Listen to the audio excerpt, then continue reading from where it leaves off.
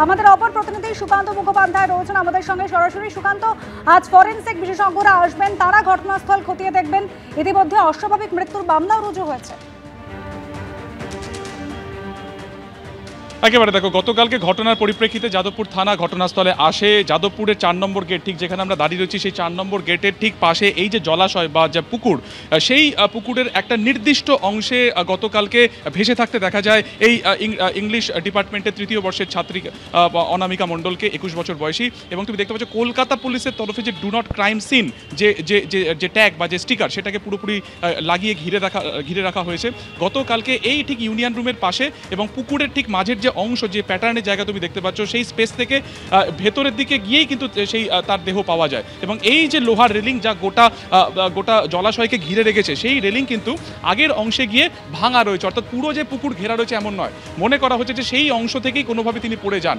এখন প্রশ্ন হচ্ছে যে তিনি এই অনুষ্ঠান চলাকালীন তিনি এখানে কি করছিলেন, ঘটনার আগে তার সাথে কেউ ছিল কিনা, এবং সবথেকে বড় প্রতিবন্ধকতা এই গোটা বিষয় যেটা পুলিশ সূত্র জানা যাচ্ছে সেটা হচ্ছে সিসিটিভি ফুটেজের অপ্রতুলতা। কারণ হচ্ছে এই যে পুকুরের যে এরিয়া, এই বিশেষ করে এই যে গলি বা এই যে ন্যারো একটা স্পেস, সেখানে কিন্তু কোনো রকমভাবে আলোর ব্যবস্থা নেই। অর্থাৎ রাত্রি 10:30টার পর তুমি বুঝতেই পারছো জায়গাটা পুরোপুরি অন্ধকার থাকে।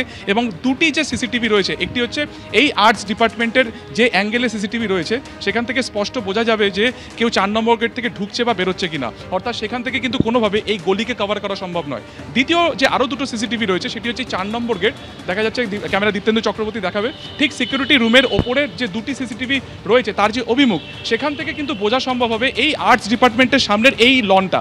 কিন্তু কোনোভাবে এই সংকীর্ণ যে গলি যেখান থেকে সম্ভবত সেই ছাত্রী গিয়ে পুকুরে পড়ে যান, সেটা কোনোভাবে কিন্তু কভার করা সম্ভব নয়। ফলত একাধিক বিষয় সামনে এখনো পর্যন্ত আসেনি, কোনো সুস্পষ্ট উত্তর তার নেই। তদন্তকারীরা তারা খতিয়ে দেখবেন গতকালকে কারা ছিলেন এই ছাত্রীকে শেষবার দেখেছিলেন, তাদেরকে জিজ্ঞাসাবাদ করা হবে। ইতিমধ্যে আনন্যাচারাল ডেথ অর্থাৎ অস্বাভাবিক মৃত্যুর মামলা ইতিমধ্যে কিন্তু রুজু করা হয়েছে। ফরেনসিক টিমেরও আজকে কিন্তু আসার কথা রয়েছে ঘটনাস্থল পরিদর্শন করার জন্য। একেবারে, এবং আজকেই কিন্তু ছাত্রীর দেহের ময়না তদন্ত করা হবে। নেপালে গণবিদ্রোহের আগুনে জ্বলছে একের পর এক মন্ত্রীর বাড়ি, চলেছে ভাঙচুর, হয়েছে অগ্নিসংযোগ। বীরগঞ্জে আইনমন্ত্রী অজয় চৌরাসিয়া, জলসম্পদ মন্ত্রী প্রদীপ যাদবের বাড়ি কার্যত কঙ্কালসার অবস্থায় দাঁড়িয়ে। এমনকি 1 মাস আগে পদত্যাগ করেও রক্ষা পাননি প্রশাসনিক মন্ত্রী রাজকুমার গুপ্তা। তার বাড়িতেও চলেছে অবাধে ভাঙচুর।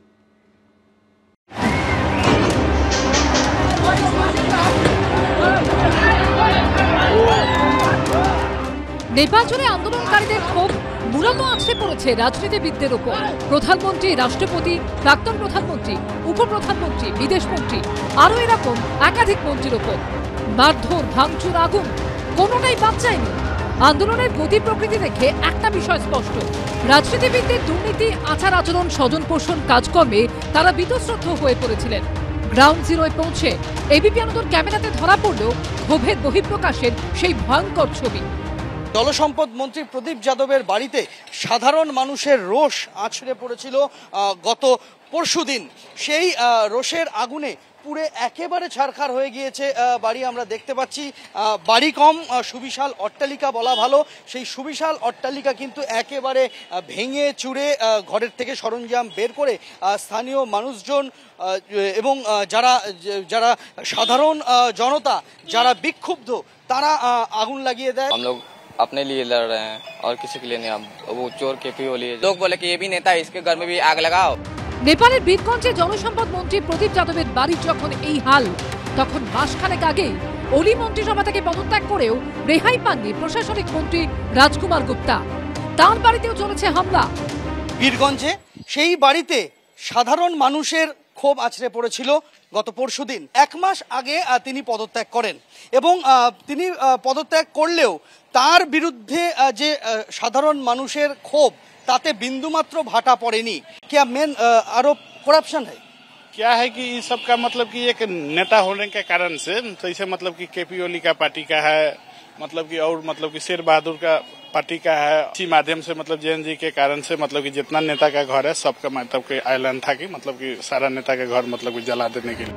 বীরগঞ্জে ভাঙচুরের পর আগুন লাগানো হয়েছে আইনমন্ত্রী অজয় চৌরাসিয়ার বাড়িতেও। যে বাড়ি একসময় রাজনৈতিক নেতাকর্মীদের ভিড়ে গমগম করত, আজকে সেই বাড়ি এই রকম ধ্বংসস্তূপের চেহারা নিয়ে দাঁড়িয়ে রয়েছে। এই বাড়ি নেপালের সাংসদ এবং আইনমন্ত্রী অজয় চৌরাসিয়ার। অজয় চৌরাসিয়ার বাড়িতে এইভাবেই সাধারণ মানুষের তরুণ প্রজন্মের আক্রোশ আছড়ে পড়েছিল। কিন্তু একের পর এক মন্ত্রীর বাড়ির এই হাল হলো কেন? জনপ্রতিনিধি হয়েও কি করে তারা জনগণের মন বুঝতে ব্যর্থ হলেন? তার মানে কি বহুদিন আগেই জনতার থেকে দূরে চলে গেছিলেন তারা? আর তারই জেরে কি আজ এই ভয়ঙ্কর পরিণতি? সন্দীপ সরকারের রিপোর্ট, এবিপি আনন্দ।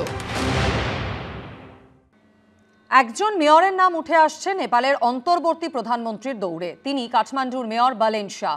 আর অন্যদিকে এই মুহূর্তে একেবারেই অনিশ্চিত হয়ে পড়েছে আর এক মেয়রের ভবিষ্যৎ। নেপালের বীরগঞ্জ পুরসভা যেমন আগুন লাগিয়ে ভাঙচুর করে শেষ করে দেওয়া হয়েছে, তেমনি রেহাই পায়নি এই পুরসভার মেয়রের বাড়িও। বিদ্রোহের আগুনে ছারখার নেতা মন্ত্রী মেয়রের বাড়ি। দীর্ঘদিনের পুঞ্জীভূত ক্ষোভ লাভার মতো ছিটকে বেরিয়েছে। নেপালের বুকে যেন রাজনৈতিক ভূকম্পন। ক্ষোভের আগুনে পুড়ে খাক হয়ে গেছে নেপালের একের পর এক মন্ত্রীর বাড়ি।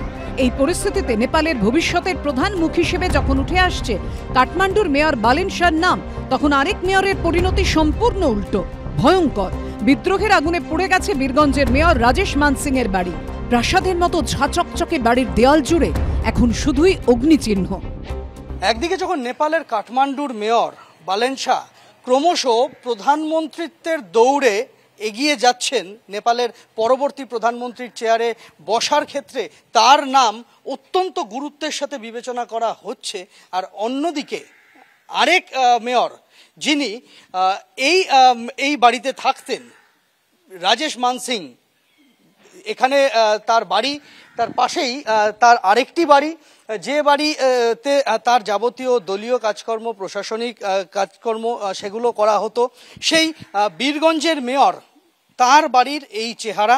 তার দুটি বাড়িতেই ভাঙচুর চলেছে। বাড়ির ভেতরের দিকের অংশ তা কিন্তু প্রত্যেকটা ঘর একেবারে পুড়ে গিয়েছে।